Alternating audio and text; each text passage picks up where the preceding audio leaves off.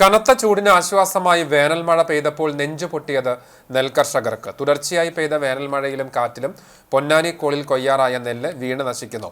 1000 ഏക്കറോളം കൊയ്തെടുക്കാറായ നെല്ലാണ് വീണ് മുളപൊട്ടി തുടങ്ങിയത്. പാടശേഖരങ്ങളിൽ വെള്ളക്കെട്ട് തുടരുന്നതിനാൽ നെല്ല് നശിക്കുമെന്ന ആശങ്കയിലാണ് കർഷകർ. അടുത്ത ആഴ്ച കൊയ്യാനായി ഒരുക്കിയ പാടശേഖരങ്ങളിൽ തുടർച്ചയായി പെയ്ത മഴയാണ് കർഷകർക്ക് തിരിച്ചടിയായത്.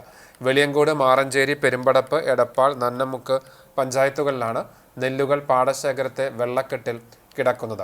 കൊയ്ത്ത് ആരംഭിച്ച പാടശേഖരങ്ങളിൽ വെള്ളക്കെട്ട് രൂക്ഷമായതോടെ കൊയ്ത്ത് യന്ത്രങ്ങൾക്കും ഇറങ്ങാൻ പറ്റാത്ത അവസ്ഥയാണ്.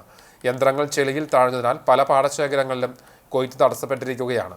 കൊയ്ത്ത് കഴിഞ്ഞ പാടശേഖരങ്ങളിലും വെള്ളം നിറഞ്ഞതോടെ 100 കണക്കിന് വൈക്കോൽ കെട്ടുകളാണ് നശിച്ചുകൊണ്ടിരിക്കുന്നത്.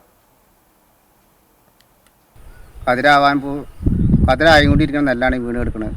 വൻ നഷ്ടമാണ് ഞങ്ങൾക്ക് ഇപ്രാവശ്യം കൃഷി ഇറക്കിയത് പറ്റിയിട്ടുള്ളത്.